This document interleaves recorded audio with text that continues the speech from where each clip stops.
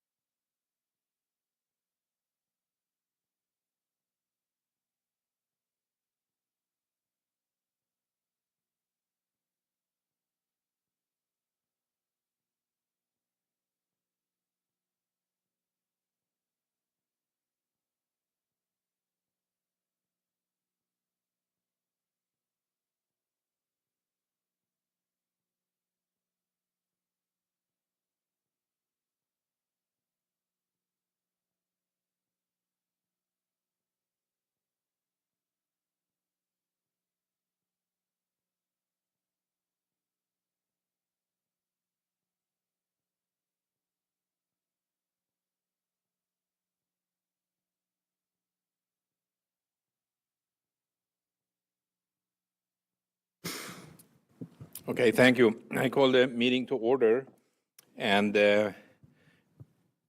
before we go any further, I just want to have us recognize the carnage that happened in Israel over the weekend and the despicable atrocities. So I would like to suggest that we take a minute and contemplate what happened.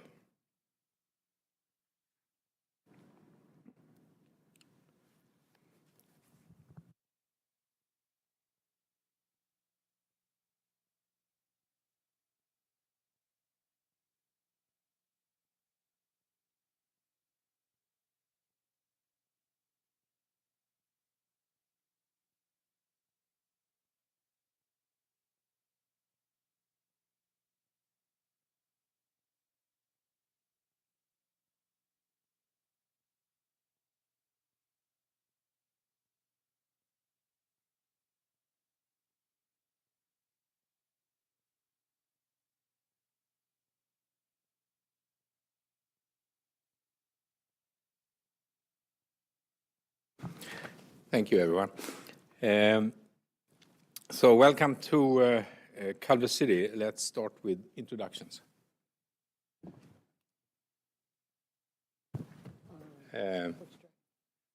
Start with John.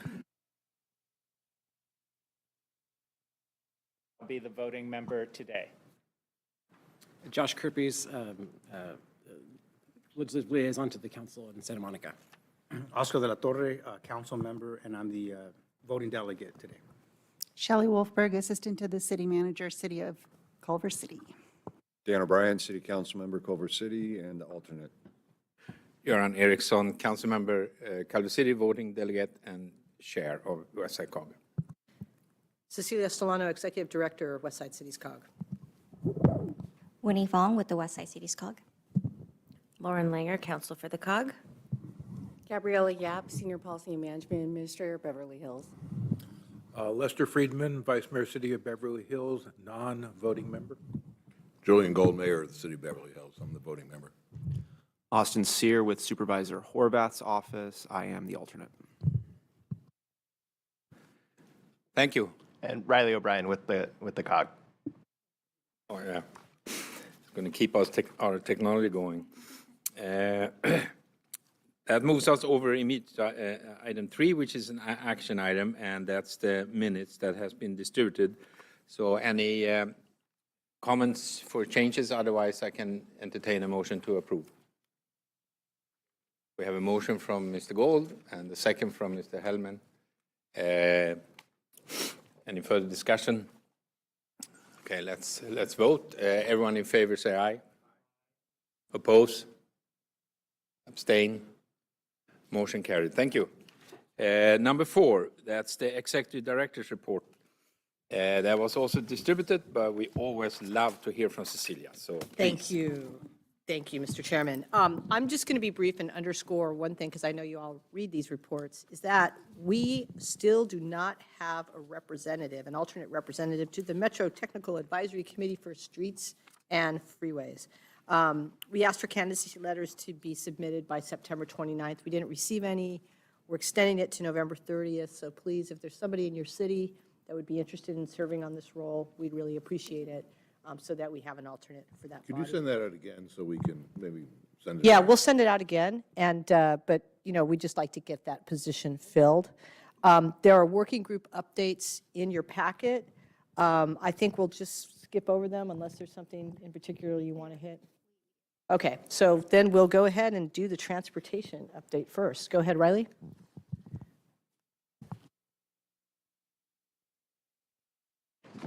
Thank you, Cecilia. We have just a few brief transportation updates, mainly related to ongoing metro projects. So the first one is that during our working group meeting last month at the end of September, we heard an update from the LA28 team and Metro on their plans for the 2028 Olympic Games. They're still developing these plans, and they are mainly focused at this point on developing the Games Route Network, which is essentially a series of bus-only lane corridors and other car-free or car-light corridors that would be shuttling the spectators and athletes, media, and so on to and from the different games venues. It's still unclear if those Games Route Network corridors will be open to public transit for the general public, so that's something that we're certainly closely monitoring. Another important update that we have for this month is related to the Crenshaw Northern Extension. So we have, the Crenshaw Northern Extension and the I-405 Express lanes have both been conducting some outreach related to those very important projects, as has the Sepulveda Transit Corridor, the larger rail project through the Sepulveda Pass. So there is an upcoming community meeting later this month focused on the 405 Express lanes and the Sepulveda Transit Corridor. There is also a briefing that I had attended earlier this month on the 405 Express lanes, which really focused on some of the recent developments, removing one alternative that had essentially too significant of property impacts to the subregion. And then the last item that I'll just briefly note about is the Climate Pollution Reduction Grant Program. So this is an opportunity through the U.S. Environmental Protection Agency to fund projects that would essentially reduce climate pollution, prevent catastrophic climate change, and there's a notice of funding opportunity available that we will be discussing with our member jurisdictions to see if we can use it for funding some of these transformative transit and active transportation projects. And that's all. Great. Thank you, Riley. Riley, there is someone here from Metro that has a comment.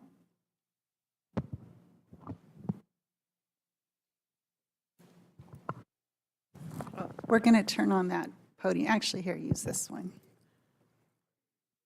I think the people online want to hear you.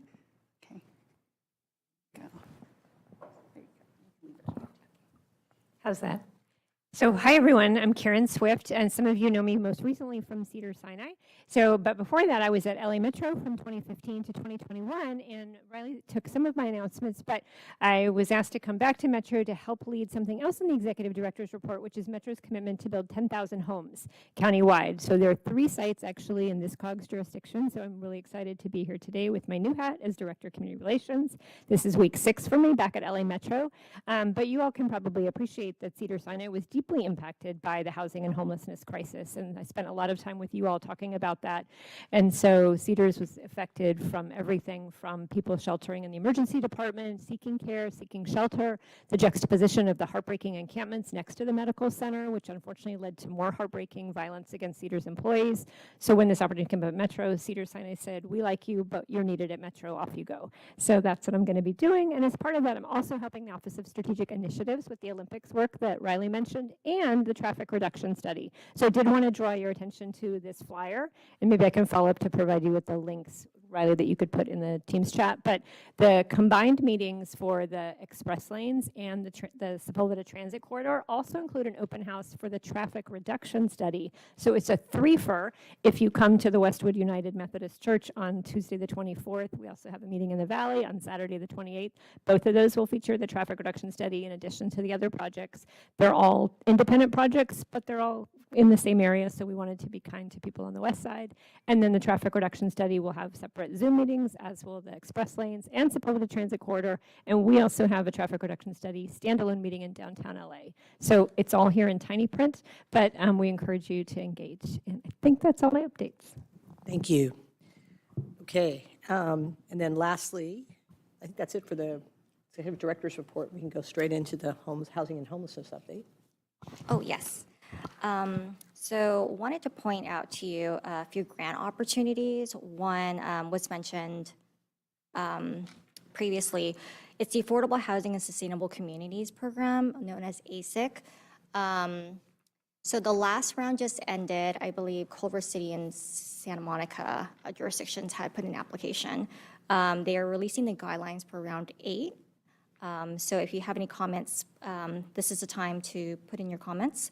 And the NOFA for this next round, which will be $650 million for affordable housing and transportation-related projects, will start in January through March.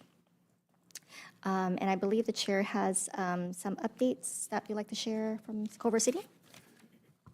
Yeah, thank you. Very quickly, I just wanted to inform you about a couple of projects that we have finalized here in Culver City now. So basically, if we go back 6 months, we have since then completed a little more than 170 beds for in different configurations, and it's all gone live now. So we have a safe sleeping camping site that have up to 40 spaces. It's actually 2 beds in each tent, so it can accommodate couples. It's full, and it took us about 2 weeks to fill it up. We sort of took a couple of people in every day. And then we, last week, we had a ribbon cutting on our Home Keep project, which is 2 motels on Sepulveda with a total of 73 rooms. Half is transitionary housing and half are supportive housing. That site is still not operational with regards to that. We haven't moved anyone in there, so if anyone wants to do a tour, and I know Santa Monica has something, has requested and have something on the schedule, but within the next 10 days we will start to put people there, and then we can't really accommodate tours. So if you are interested in looking at that project, let our staff know, and they will accommodate that. Then we also have signed 2 master lease agreements with 2 motels, where we basically leased the whole hotel. So all this together, we will now start to make a concerted effort to encourage all the people we have in our cities sleeping on our streets, in encampments and tents and so on, to take services and move into any of these facilities, so we slowly can move them into a situation that is better for them and start sorting out their issues and problems. Just want to let you know, the HomeKey project is over $30 million to buy and refurbish and so on. So it's not inexpensive. And to run all this it looks like, we're not quite sure yet, but it looks like we are up around, $14-15 million in operational expense to run these 3 facilities, you could say. So if you have any questions, let us know. And if you want to tour the HomeKey project, let us know as soon as possible. Thank you. Great. Thank you. Anything else on housing? Okay, that concludes our executive director's report. Okay. Mr. Chairman, I think we're now on. Oh, yeah. Mr. Ringe update in here. We are now over to item number 5, which is housing and homeless updates. We're going to spend some time on this because, well, it's one of the main issues we have to deal with, and so we're going to get some presentations, and then if anyone has questions or suggestions and comments after the presentations, let's have that discussions then. So who's first? Okay. Okay. Yes, thank you. We really appreciate this item being on the agenda. There's been many concerns in our city, in Santa Monica, regarding sort of what they call the needle distribution program and how it runs. That's the next on the agenda, right? We're dealing with A? Okay. A, yeah, Okay, absolutely. A. Okay, Yeah. great. Just want to make sure. The harm reductions syringe exchange program in Santa Monica and its impact, and there are concerns about how it operates. Many in the community wanted to see a program where the needle exchange occurs within a facility, so like a Venice Family Clinic, for example, versus like out in the public, out at parks and places where people are congregating. And so I thought it'd be important for us to get a report, for us to ask questions, to understand how this program is really functioning, so that we're dealing with facts, not just, allegations or people assuming how a program is run. So really thankful to have this presentation today.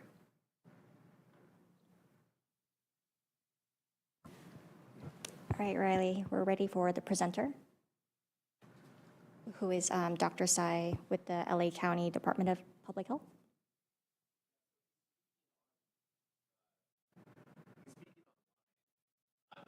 Oh. Okay.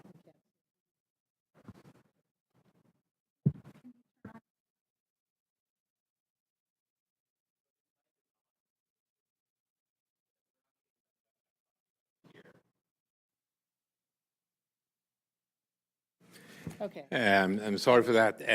The council actually allocated $1 million last year to update our system, so we have an RFP out.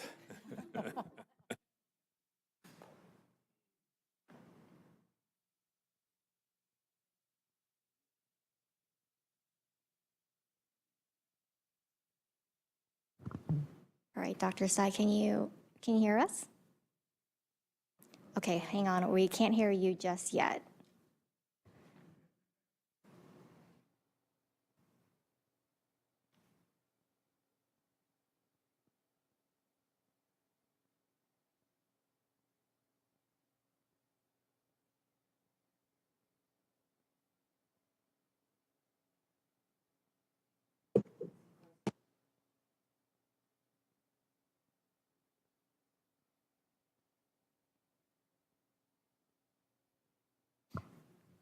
For those who are joining us virtually, we are having some technical difficulties here at the chamber, so please bear with us for just a moment.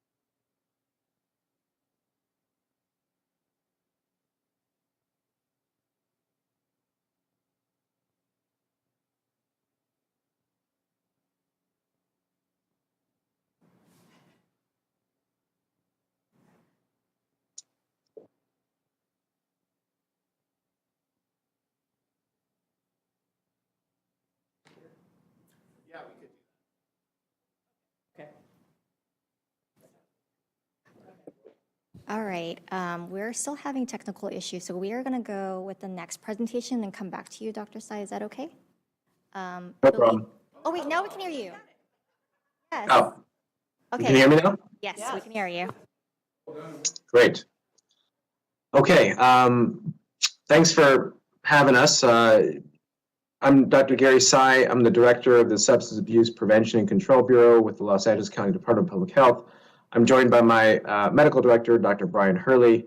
I'll be walking through the presentation slides today. I know that we're somewhat short on time, so I'll just jump straight into it, and I imagine that we might have a healthy discussion afterwards. Next slide.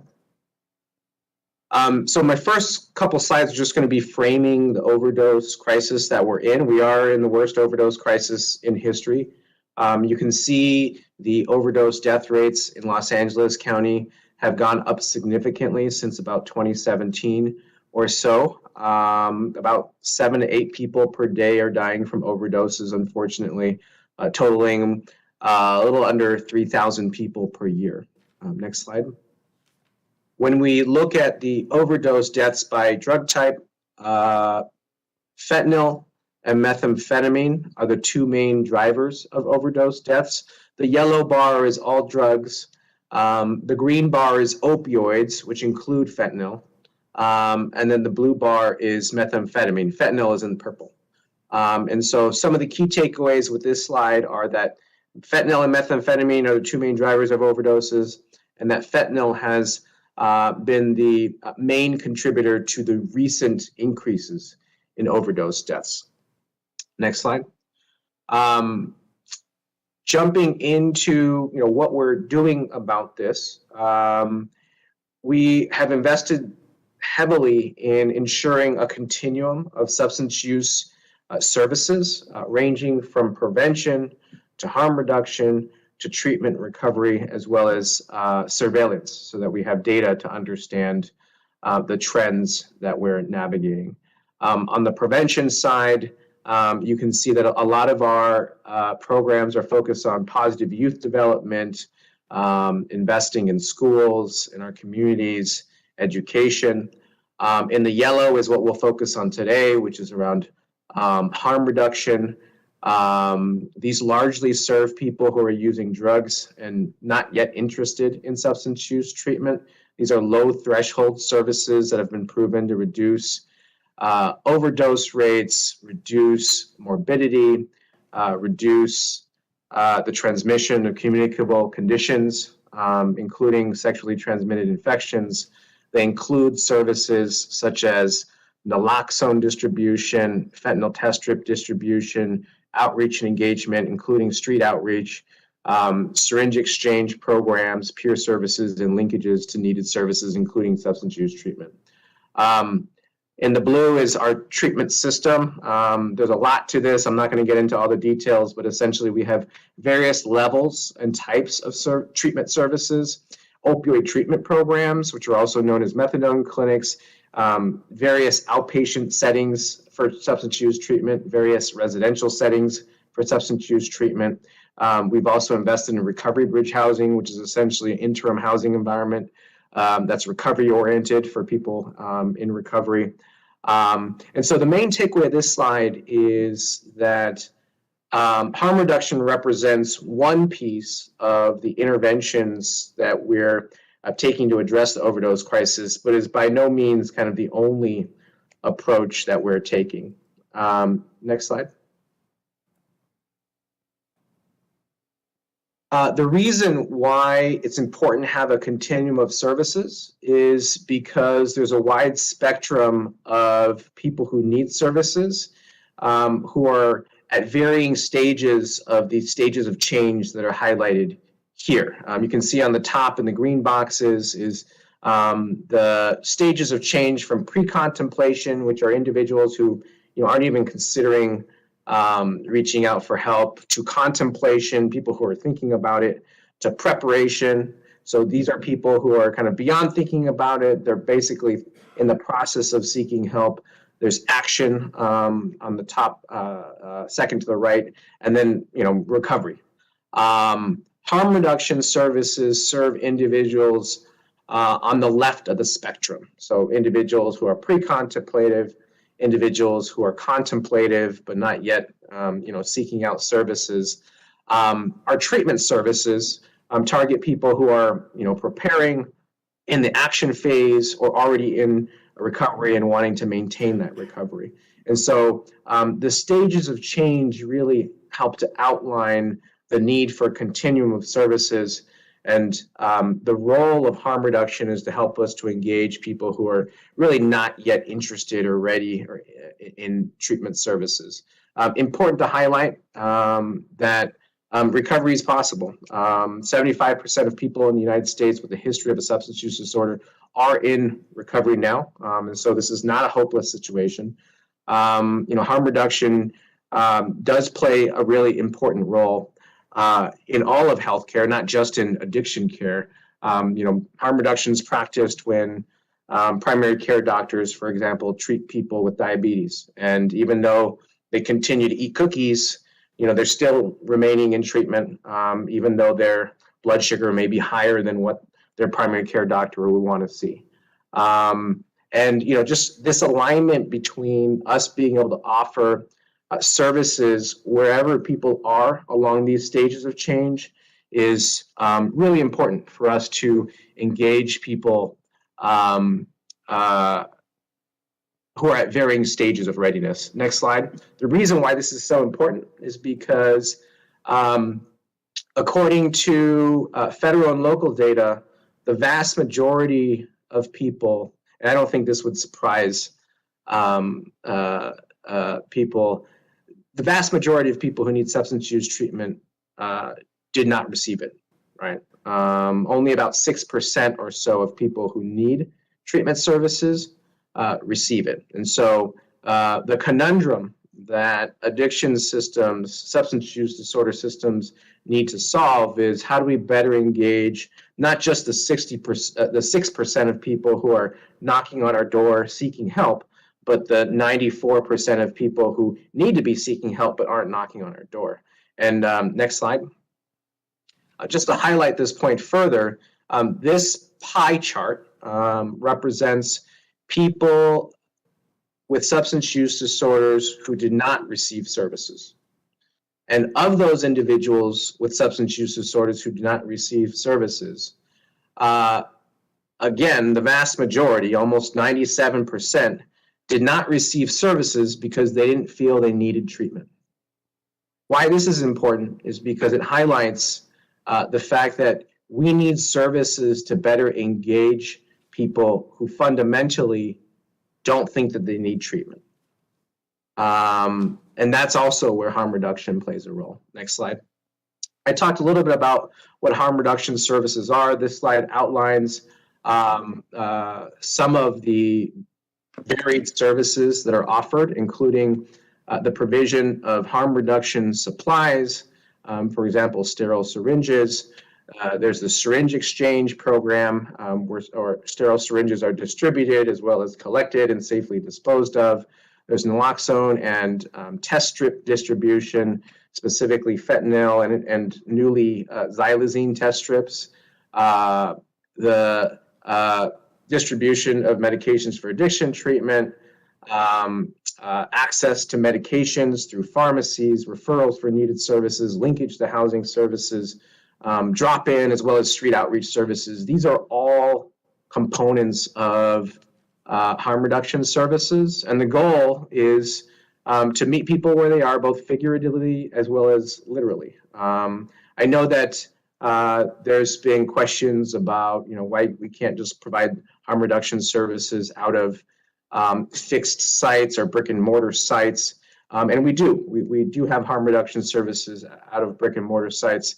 However, we also provide mobile street-based harm reduction services for similar reasons as why we have homeless outreach teams, is because if we're trying to engage people experiencing homelessness, and just to highlight, the Department of Public Health is issuing annual reports, and it highlights that drug overdoses are the #1 cause of death for people experiencing homelessness. And so they're a very high risk group that we're looking to engage. But if we require all of them to go to a physical building in order to seek services, traditionally that hasn't worked. That hasn't achieved the outcomes that we need. And that's the reason why we have homeless outreach teams. And that's a similar reason as why we have mobile harm reduction services complementing the physical brick and mortar harm reduction services that we also offer. Next slide. Dr. Sy, we have about 5 minutes left to finish the, and to take Q&A. Okay, no problem. I just have one more slide. And just to highlight our services, we contract with 7 engagement and overdose prevention hubs, or EOP hubs. These are our harm reduction agencies. They're spread out across the county, 26 field sites, 71 street-based outreach events are held every week. We save about 3,500 lives last fiscal year. And you can see, we're engaging a little over 11,000 people a year, have over 20,000 encounters. And that is my last slide, so I can pause and address any comments or questions the council may have. Thank you. So I'm going to let Oscar start with questions and comments. Yes. Thank you very much, Doctor, for your presentation. Really appreciate all the work that staff's doing to reduce harm. One concern that we have in Santa Monica is regarding sort of the meet people where they are. So like distributing, let's say, needles in the parks, for example, where people, residents have been complaining that the parks have become unsafe. Needles are found sort of discarded, where children play in playgrounds. What can we do to improve that condition? Has there been any change in policy in terms of, I know, like, for example, distributing the needles in a park versus like an encampment, like under the freeway where people are congregating? Is there a difference in terms of where you meet people, or are we still distributing needles in parks? So the reason why we're in the parks is because there are homeless individuals in the park. If there weren't homeless individuals in the park, we wouldn't be in the park. We have had conversations with Santa Monica specifically, and did modify services in the area in terms of providing services adjacent to the park. So, Venice Family Clinic staff would go into the park to engage people, and then provide services kind of adjacent to that. The main reason for mobile services, as I mentioned, is to engage people who otherwise wouldn't be engaging in the fixed sites where we have harm reduction services. In terms of syringes being found in parks, no one, we don't want discarded syringes to be found in the parks, right? And so that's always been a priority in terms of ensuring that we're collecting as many used syringes as possible. Studies have generally shown that where there are syringe exchange programs, there actually are reductions in terms of used syringes being found in public locations. That said, we have increased efforts to try to collect more of these syringes. I would also highlight that areas of the county where we don't have harm reduction services also have syringes in parks oftentimes, right? Because that's oftentimes where people who may be using substances that they inject go to use those substances. And so the short answer is we agree that the collection and safe disposal of syringes is really important, and have continued to increase efforts to try to collect as many as we can. Okay, thank you.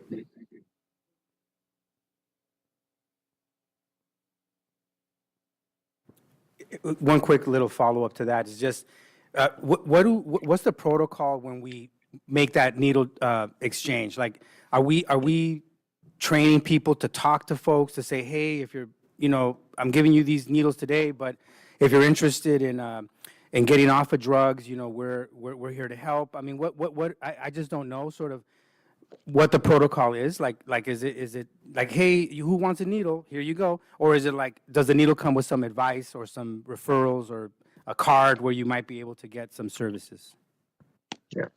Yeah, that's a good question. So harm reduction services, including syringe exchange, are complementary to treatment services. And they're a way for us to continue to have a relationship with someone who otherwise wouldn't be coming to our treatment sites, right? So that over time we can have discussions with them about readiness for treatment. And so the conversations between harm reduction staff and the clients, the people that they're engaging, does include referral for needed services. That includes substance use treatment, includes housing services, includes needed medical services. And so a section of services built around getting to know people who haven't been connected or engaged with any other system to try to connect them, while also reducing harms from, communicable diseases, et cetera. Thank you. Any questions from any other council members, staff? Do we have any public I got a comments quick or anything? question. Julian. With the easy availability of fentanyl, have you seen a decrease in the use of needles?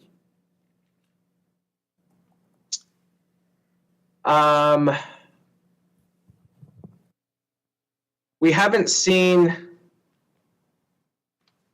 Dr. Hurley, I don't know if we have any numbers around needles. I wouldn't say that there's been a significant reduction in needles. Yeah, it's a relatively stable use of needles. What we have seen is because fentanyl is so potent, there are people using through pipes, but what we haven't necessarily seen, and I think from a public health perspective, our hope would be that as safer smoking technology is available, that would reduce the use of needles, right? Because pipes aren't discarded the way that needles are discarded.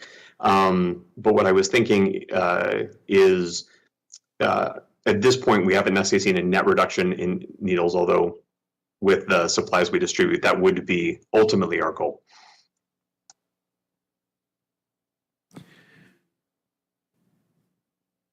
Thank you. Thank you, Dr. Tsai and your team for the update. It was very informative.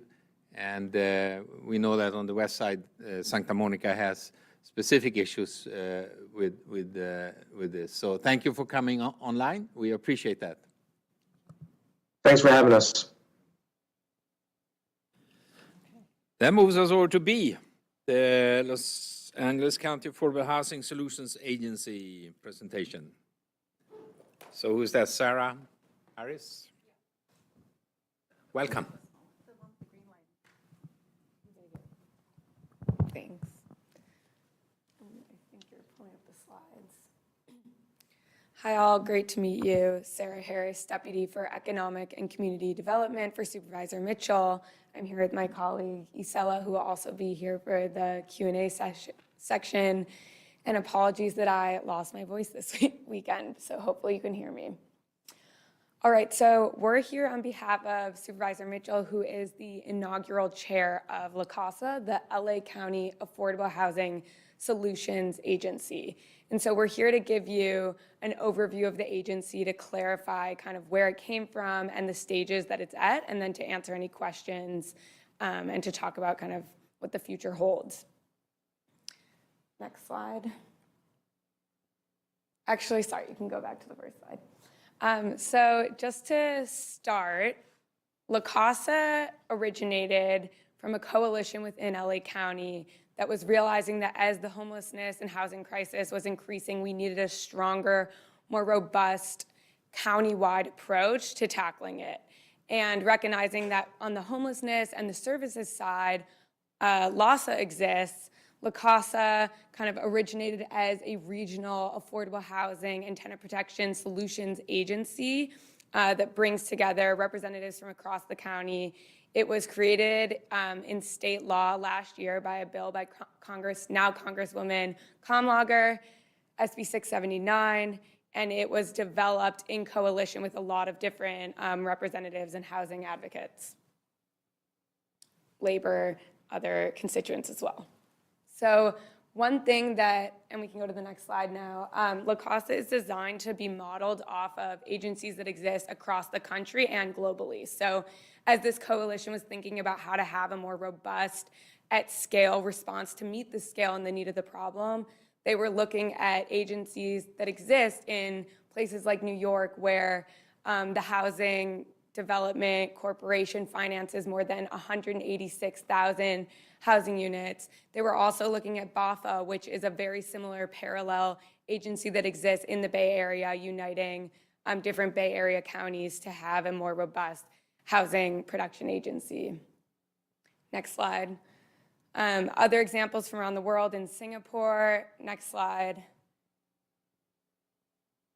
This is the Bay Area one. Next slide. And in Vienna are agencies that have taken a much more proactive and intentional approach to building housing at scale and affordable housing at scale. Next slide. Great, so this is an overview of what the agency is in statute empowered to do and what its purpose is. So it's really about renter supports and homelessness prevention, which, oh, sorry, I heard something. Renter supports and homelessness prevention and affordable housing preservation and production. So within renter supports, that could be things like scaling legal protections across the county, legal support, sorry, not protections. The jurisdiction of legal and renter protections would be still within cities and counties.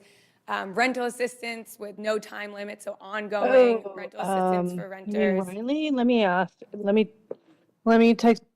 Is it possible to mute? Thank you. And for affordable housing preservation and production, looking at funding and financing that, and then also supporting cities across the county to do the planning for that affordable housing production and preservation, and providing local jurisdictions with technical assistance. Next slide. This slide compares La Casa to community redevelopment agencies. So La Casa is not identical to CRAs, but definitely fills some of the similar gaps. So when you look at taxing authority, La Casa has that, CRAs did not. For property tax increment, La Casa could receive this, but it would require an affirmative vote of jurisdictions sharing property tax increment.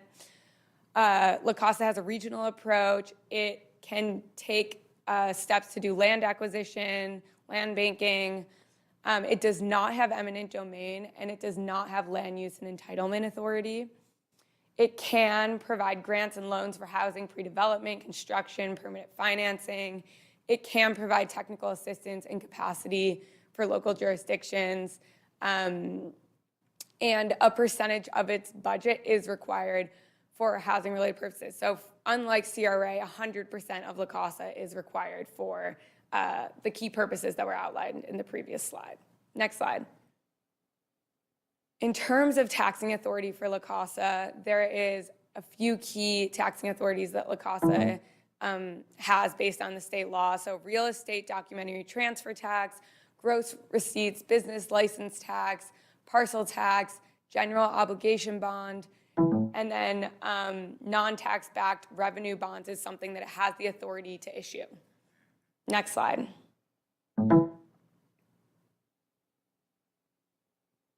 So this slide outlines the mandated minimum allocations across the key purposes of La Casa. So as we talked about, there's production and ownership, renter protections, local city capacity building. Amongst these, there are these minimum allocations on the right, so 40% for production and preservation, 30% for renter protections, 5% at least for local city support, and then 15% is a flexible bucket that La Casa can use depending on its strategy, and then 10% is for admin and operations. So this is mandated in the state bill as well, and this is kind of the allocations that the La Casa board will need to work within. Next slide. This slide outlines the funding distribution. So the way that it works is it's a little complicated. So within each of those buckets that we talked about, like production and preservation and tenant protections, 70% of them, 70% of that money within, for example, the housing production bucket is allocated based on a RHNA formula. So 70% uses a RHNA formula, which we'll show you an example of that, to really target the money where the highest need is for housing production and where the highest need is for affordable housing.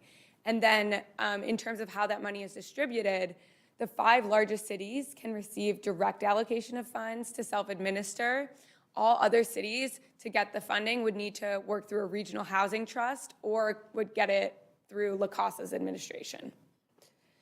30% is at the board's discretion for how they want to use that bucket, and it has to tie to equity principles. So all of the funding is really targeting the highest need areas. The government bonds that La Casa can issue do not have a formula. Next slide. Hard to read this slide, but wanted to keep it in the PowerPoint, and I think the slides are going to be sent out after this. So this is a hypothetical scenario based on a $500 million scenario. So if La Casa were to get $500 million from a ballot measure, this is how it could look in terms of how the money would be allocated. So if you look towards the top, it shows the 70% funding breakdown that would be tied to the RHNA allocation. And then if you look at the bottom part of the slide, it shows the RHNA formula. So I can't read, but for example, City of Los Angeles has 54% of the total RHNA need, and so they would get 54% of the geographic allocated funding. And we can talk more about this, but that's the overall allocation. Next slide. So that was the overview of La Casa. Now I want to give a quick update on kind of what has happened since it officially launched and where we're headed. So 2023 was really the strategic planning foundational kickoff year for La Casa. It officially was announced, the board was officially announced in April. The first meeting was in May, so it's very early days. Supervisor Mitchell was elected in May as the inaugural chair. Right now, La Casa has $1 million in its budget. It's a grant from the Hilton Foundation to cover its kind of foundational development of its strategic plan, et cetera. But we have applied to a SCAG REAP grant, waiting to hear on that, and are looking at other kind of interim philanthropic funding sources. In the long term, the goal would be that La Casa uses its taxing authorities as outlined to fundraise a much larger sustaining funding source. Next slide. I touched on the first 2 key milestones, so just to talk about what has been happening in the board meeting. So the next slide will go over the board members, but this is just to touch base. Right now, the board has 3 ad hoc committees. There's a CEO search committee, which is focused on identifying an interim CEO. They're right now hiring a search firm for that. The goal is to have an interim CEO hired by January or February of next year. There's also a bylaws committee. So La Casa does not have, as a brand new agency, foundational documents, bylaws, code of conduct, et cetera. That committee is working on that. And then there is an ad hoc executive committee that has been talking about La Casa's overall mandate, what its, at a high level, what its outcome goals framework would look like, what its theory of change could look like, and also talking about its budget and how to get interim sources of funding. So that is the stage La Casa is at now, really focused on building out this foundational strategy and documents, and La Casa has been meeting monthly. The website is, I think, lacasa.gov, can definitely confirm, and has all of the agendas from the past meetings and all of the information for the upcoming board meetings. And then the last slide, just wanted to share this for folks that have questions. Hard to read right now, but this outlines all of the board members. So just briefly, there's the 5 Board of Supervisors, there's the Mayor of LA, her 3 appointees, there's the President of the LA City Council, there's representatives from all the regions across LA County, which were identified from the LA County City selection process. So representatives from the San Gabriel Valley sector, from the South Bay sector. We have member Mersch, who is the representative of the South Bay sector and was elected to that position this year. And then there's also 4 housing experts. So there are experts that are on the board that represent kind of the key components of La Casa. 3 of them are voting members. I will pause here. I'm sure there's lots of questions, but that is the overview we've prepared, and happy to answer questions with Isela. Thank you. Question, colleagues?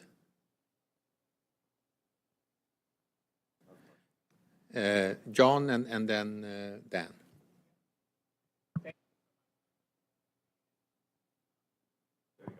All right. Thank you so much for the presentation. I appreciate it. So it looks like there is no current source of funding for the program. It would be dependent on a ballot measure? Okay. And then the second thing is a little bit off topic. Do you know the status of the care courts in Los Angeles County?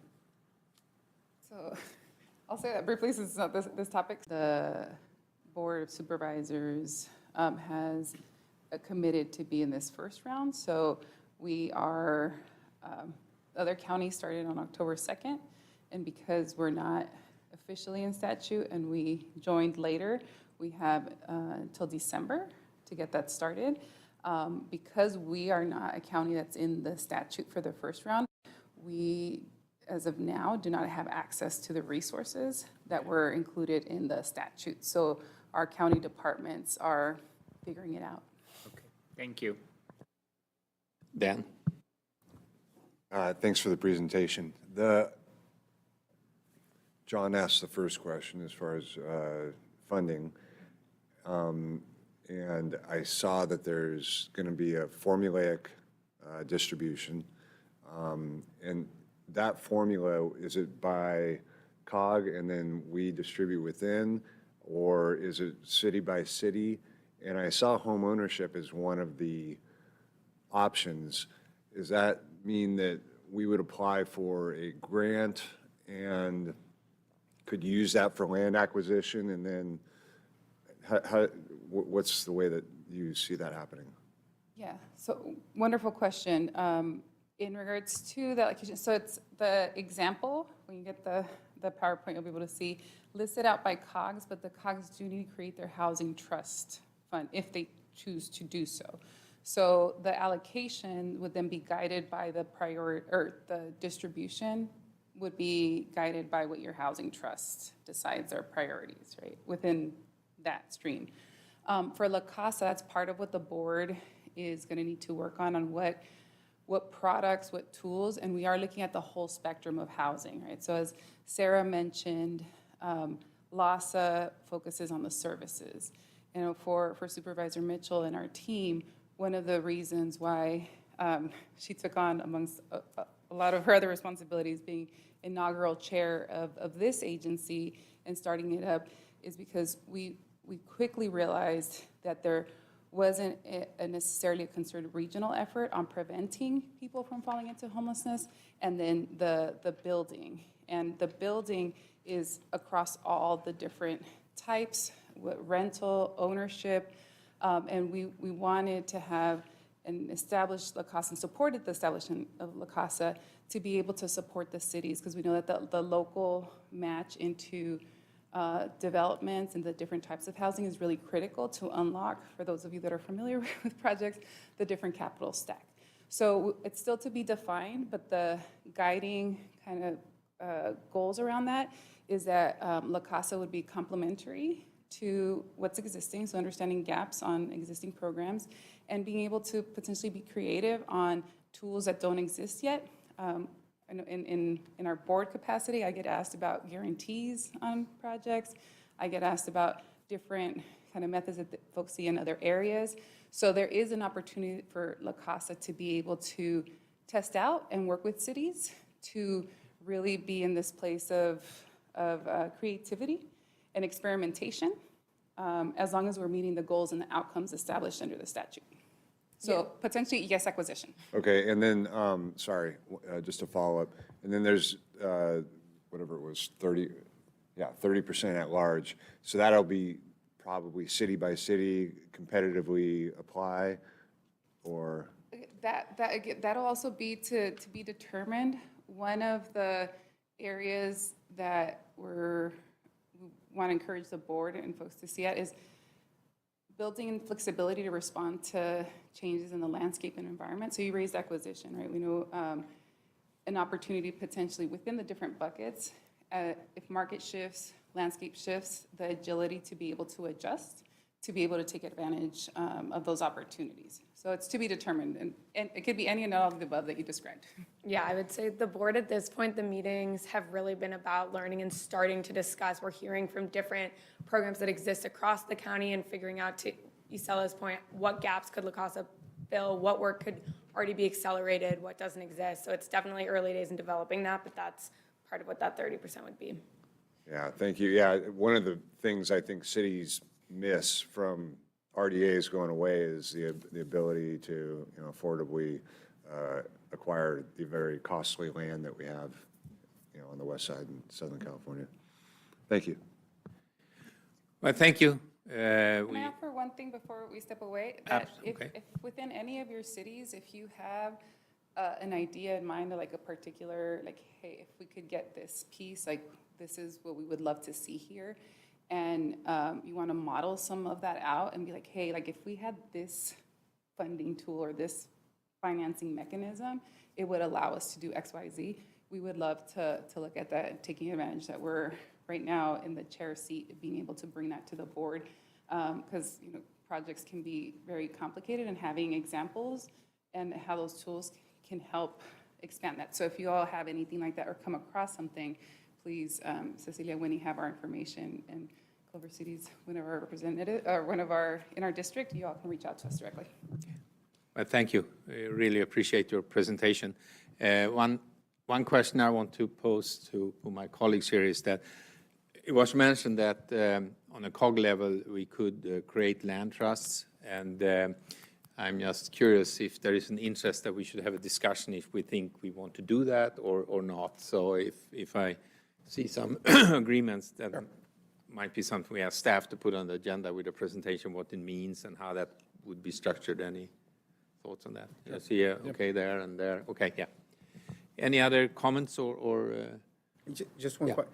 In regard, I mean, this is specifically to finance the creation of housing, but like, would it prohibit sort of the creation of like mixed-use projects where you have some commercial, or maybe not even commercial, but just like community space? What if we wanted to create a nonprofit organization in the ground floor and then housing on the top, or a place for students to do homework? Like we wanted to have a partnership with a nonprofit organization to run a youth center in the first floor of the building. Would that be possible with this type of funding? Yeah, so it would be similar to how current mixed-use developments that use resources. So any mixed-use buildings that you see, it usually separates out the commercial and the housing. So funds from La Casa would have to be dedicated to the housing, so it wouldn't prohibit that type of housing, but the resources, the money could only go towards the housing. Okay, so that's good to know. So we would have to have a partner. Yeah, other financing. To find, a different financing strategy to accomplish that type of project. Correct. All right, thank you. Thank you. We appreciate you coming here. We started a little late, as you all know, so we're going to go a little after 15 because I want to give Jeff his 12 minutes that he has on the agenda. So Jeff, it's you. Or Yeah. okay. Sir Renan, can you hear us? There you are. Yes, I can. Hi, I'll make it very brief. Thank you for letting me present.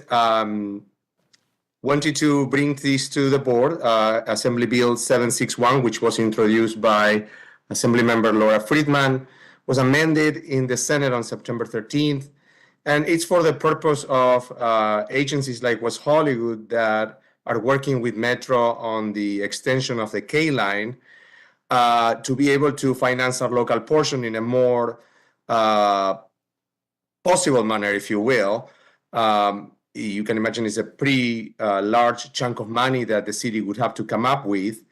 And in order for us to do that, we would need to create an infrastructure, an enhanced infrastructure finance district, which was legislation that was created after the dissolution of the redevelopment agencies, Currently, when an agency issues bonding, can do it up for 45 years. That's the current state legislation. Federal legislation, which is called TIFIA loans, allows for, allows for the financing to last up to 75 years, which obviously makes the payments smaller. And we discussed this with Assembly Member Laura Friedman and the consultants and the Senate Governance and Finance Committee and the Speaker's Office and the Mayor Pro Tem. We received input, and currently the bill is amended with all these input and would basically adjust the state law to align it with the federal TIFIA loan. So EIFDs in California could last up to 75 years. This is for projects that are specifically related to transportation metro rail projects, where 75% of the funding will be dedicated for these kind of projects. So the bill is it's a 2-year bill. It's currently in the Senate. It's going to be heard in the Senate Governance and Finance Committee in January when the legislature comes back from the winter recess. And we wanted, obviously, the COG to eventually take a position. And so all the other cities are members of the COG, and cities in California, in Los Angeles County, because this only applies to Los Angeles County, who would like to take advantage of this legislation. So that's my presentation, and hopefully we can get support for it. Thank you. Any questions? Comments? In terms of supporting, he's asking for support. Do we need, can we make a motion to support or not needed? It's not agendized as an action item, but we can bring it back in the next meeting. In January? No. In December. December. Yeah, sounds like a plan. Bring it back. Thank you very much. For a discussion. Yeah, thank you. Jeff, all yours. Good afternoon, everyone. Jeff Karen with League of California Cities. Just wanted to touch base on some of the legislative actions that have happened over the last nearly a month since the legislature adjourned. The governor still has until midnight on Saturday to sign or veto any bills that are on his desk. I'm told that as of this morning, he had about 209 bills left over.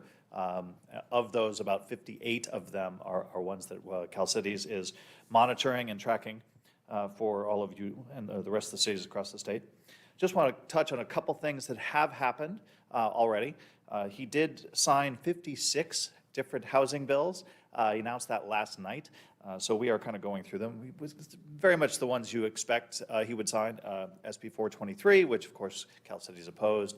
SB 4, which has to do with university properties, also which was Cal Cities had a support if amended position. That was also signed without our amendments, unfortunately. A couple of bills that have been attracting local interest for sure, AB 825 by Assemblymember Bryan. That one would have allowed bikes on sidewalks if there is not a dedicated bike lane.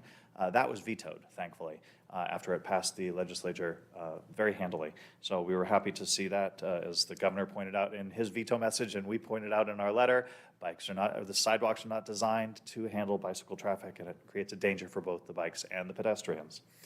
For any cities across the state that do not have a .gov website, you will now be forced to create one. AB 1637 was signed by the governor. Cal Cities opposed it.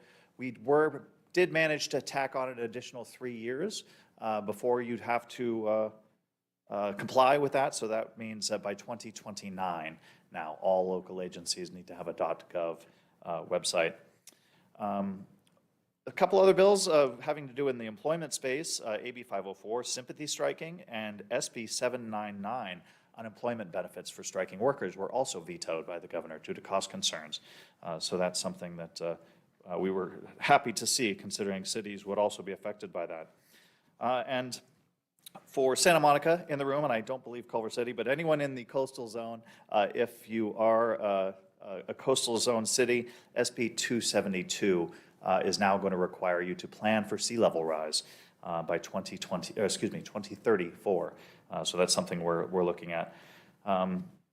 Fentanyl sentences, the governor signed some of those bills that Cal City supported, certainly was welcome to see. And SB 43, which I believe in fact, the governor's in town today, doing some other things around homelessness, but SB 43 having to deal with expanding conservatorship certainly was one of the bills that we pushed for a couple of years now. So we were happy to see that signed. So that's my report. Happy to take any questions, but I know you're running long. Thank you, Jeff. Any questions for Jeff? I guess you all know how to get a hold of him. So let's move on. And I would like to suggest that we move up item number 8 here, the announcement, inaugural Southern California Municipal Summit, because I know that Dr. Gold needs to leave. So, Thank you, Mr. President. And I'll be brief. I've asked the COG, I've actually working through contract cities, independent cities, several of the other COGs, through the league. I wanted to have a gripe session, an unstructured, municipal electeds, take off the gloves and let's just talk to each other. So we've set it up for Saturday. It's 12 to 2. If it goes well, we'll do it again. If it doesn't go well, we may do it again.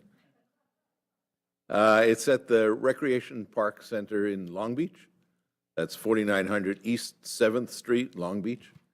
I picked Long Beach only because I wanted to be as geographically centric as I could get. You know, it was hard. I took out my compass, and I not that kind of compass, but that. Anyway, really, it's just an opportunity for us to have a conversation that's unstructured. I'm going to ask all of the leaders of the COGs if they'd like to join me on the dais, and let's just talk to each other. What's on your mind? How can we fix it? What do we want to do? Just, no program, really no program. A little bit of mental wellness, a little bit of commiseration, but hopefully to define a path forward to help us get to where we have to get. So that's what it's about. It's 12 o'clock. And by the way, it's not just for the people who are here. Invite any of your council members to join. I didn't go kind of above to the supervisor level or anything like that. I thought, I know from contract cities, sometimes that's sensitive, cities versus supervisors, and would all do deference to our supervisor, who we love. But I really did make a decision to keep it municipal. And so it's any municipal elected is welcome to join. So thank you, and thank you for that. Mr. President, I'm going to leave. I take my leave. I apologize, but I got to get back. thank you, Dr. Gold, for pulling this together. And the last page of your package has the invitation that you can look at. So I hope We I have hope to we see have most light of you lunch. there. There's some food too. That moves us then over to item number 7, which is the SCAG update, so receive and file.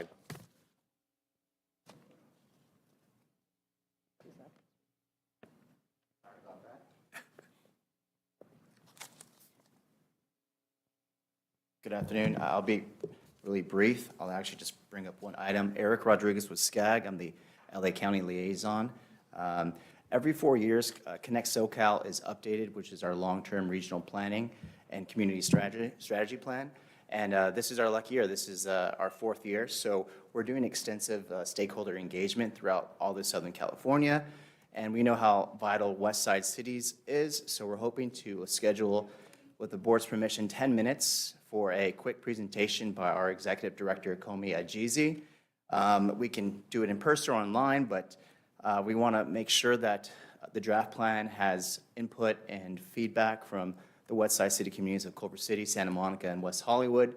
So if that would be okay, we love that recommendation, but we can speak further and I can answer any questions you may have. Sorry if I'm out of breath. I had to run to the meter and feed my car meter. Eric, what's the timing on that? In terms of, When would you like to make a presentation or have Komi make a presentation? we can do that at the beginning, middle, and we're Wait, very. which month? December. Yes. The final draft recommendation are end of January, so I think your next meeting is in February. So It's just a courtesy. It's not a requirement. We're doing 2-hour-long updates in the region, LA County, but we're doing courtesy throughout the different COGs and commissions. We're also hosting one at the LA Metro Board meeting on November 30th. So we're just making our rounds and ensuring that we do as much outreach and engagement as we can. I think I would appreciate that, and I think my colleagues would also. So December is going to be a little, a lot. But if we can squeeze you in for 10 minutes, we should do that. Thank you. I appreciate it. Thank you for your time. Are there other community gatherings that you're doing in the West Side in the next couple months? We're not. We have, I think we have 7 altogether. As far as Santa Clarita, we're doing Ventura County, San Gabriel Valley, out in South Bay City. So this would be. I guess my question is kind of like, so what was the community outreach? Or what are we contributing in a 10-minute presentation? Oh, of course. So the draft recommendation is scheduled to be released November 2nd. And under SB 375, it's a stipulation that requires SCAG to do elected official briefings throughout the region. 2 is required per region, but since Los Angeles County is so extensive, we're looking to do 6 or 7. 2 1 hour is required, but we're doing courtesy 10 to 15 minutes or whatever time that each of the committees can provide us. So you can obviously attend one in, Torrance or in San Gabriel Valley or the COG, but we'd like to, make sure that you don't have to drive that far to, provide feedback in our draft recommendations. Thanks. And it finalizes up to the board on April 2024. So we have these next 2 months for any recommendations.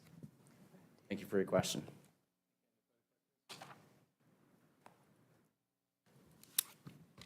Thank you. Thank you. You have anything, Cecilia, or Nope. we move over to future meetings, That's agenda it. items? We'll be in West Hollywood next time around. That's all we got. And I think we have. Any public comment, Riley? Yeah. Do we have any public comments? Yes, we did receive one public comment via email, and it seems to be in response to the 405 express lanes, but the title of the comment was just freeway options comment from BAIAMI@AOL.com, stating, because of lane splitting, any lane width reduction would be dangerous to motorcyclists and difficult to steer and swerve in a lane to avoid a road hazard. Reduction of shoulder width would be a liability because motorists would have nowhere safe to park after an accident, mechanical problems, or to take or make a phone call. And then charging to use something more efficiently will be a disproportionate financial burden to mostly sub-middle class individuals already burdened by high gas prices and taxes. And finally, efficient use of public transportation infrastructure is a goal to aspire to for all, not just those who can afford extra costs associated with this goal. Thank you. And that's all the public comments we had received. Thank you. And then, so we added a few items to our agenda. I'm sure you made notes of that. So if there is no further comments, I can entertain a motion to adjourn. Yeah, we just have a quick announcement to make. The County Executive Committee to address homelessness met. There was no quorum. So it's important that we attend. And so there's the County Board of Supervisors passed a motion in August creating the Executive Committee of elected officials to develop one plan for the county to address homelessness, to establish a common set of performance indicators, align resources, and provide oversight. In addition, the county and the city of Los Angeles, 4 cities will have a seat at this executive committee. The Los Angeles County City Selection Committee was supposed to meet this morning to select a representative from our region, but it was canceled due to a lack of quorum. It is important that the West Side have a voice on this committee, and my colleague, Lean Davis, as you know, is running to be the representative of the Southwest Corridor sector. I ask each of your cities to please send a representative when the selection committee meeting is rescheduled so that we can elect Mayor Davis to represent the needs of our cities and ensure the West Side doesn't continue to be overlooked in terms of coordination and resources. So thank you. Yeah, thank you. Yeah, that was supposed to be this morning. I actually were almost on my way when it got canceled. Jeff? One quick announcement just for the CalSage members and COG staff, if you're interested. We are holding a new laws briefing on all the things that happened this year that have been passed, so you can get place for that before the new year on November the 27th. It's a long ways off. You're going to get plenty of information from me, but the 27th at 1:30 in the afternoon. Thank you. Now, motion to adjourn, anyone? So moved. Oh, we have a motion. I second that. Meeting adjourned. Thank you.